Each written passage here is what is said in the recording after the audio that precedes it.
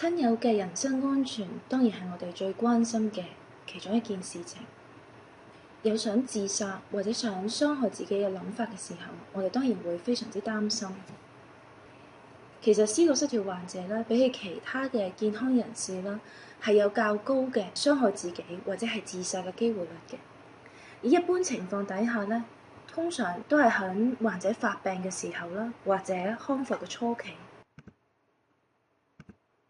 發病時期啦，患者嘅幻覺同埋網上嘅內容都比較真實，而呢啲內容啦，往往都係針對患者，而令到佢有一啲負面嘅諗法㗎。例如幻聽或者幻覺都會話患者嘅啲唔好嘅事情啦，或者啲網上咧都會令到患者咧相當之緊張擔心嘅。而呢啲嘅內容咧都會影響住患者嘅情緒啦，令到佢哋覺得好陌生、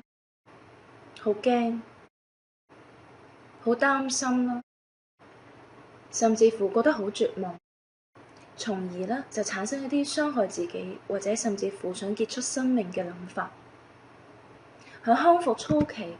雖然患者冇一啲明顯嘅症狀啦，但可能對於佢嘅病咧有比較悲觀嘅諗法，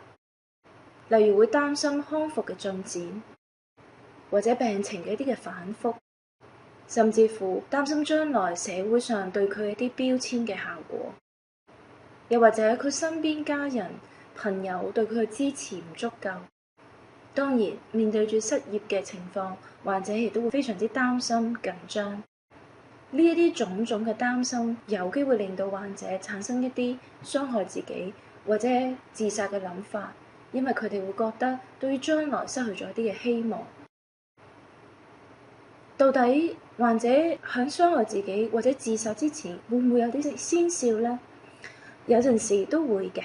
有陣時患者想傷害自己或者想自殺之前咧，都會有一啲嘅先兆，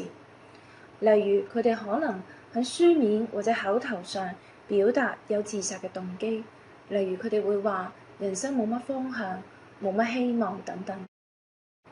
又或者佢哋會將自己嘅財物、一啲佢哋覺得好寶貴嘅事物去送出去，或者嘗試去完成個人嘅一啲嘅心願。佢哋嘅飲食或者睡眠習慣都有可能會改變，性格或者外貌都可能會突然轉變。佢哋亦都會表達對於未來失去咗興趣或者希望，會覺得非常之無助同埋絕望，甚至乎會做一啲其他人唔能夠理解嘅一啲行為，同埋會表達對於自己一啲過分嘅自責同埋羞愧。當家人見到或者擔心患者有呢一啲嘅情況嘅時候咧，就應該溫和同埋直接地去詢問佢哋有冇諗過想傷害自己，想或者結束生命。千祈就唔好輕視佢哋所面對嘅經歷，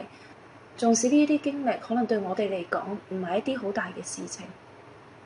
同時我哋亦都可以認同佢哋所面對嘅一啲嘅感受。假若佢可以好清晰咁講出佢哋自殺一啲嘅計劃，就更加需要家人或者朋友多啲嘅陪伴。同時間，我哋亦都可以尋求社區精神健康綜合中心或者醫護人員嘅一啲嘅協助。最後都可以去到帶家人或者係患者啦，去到急症室求助或者致電999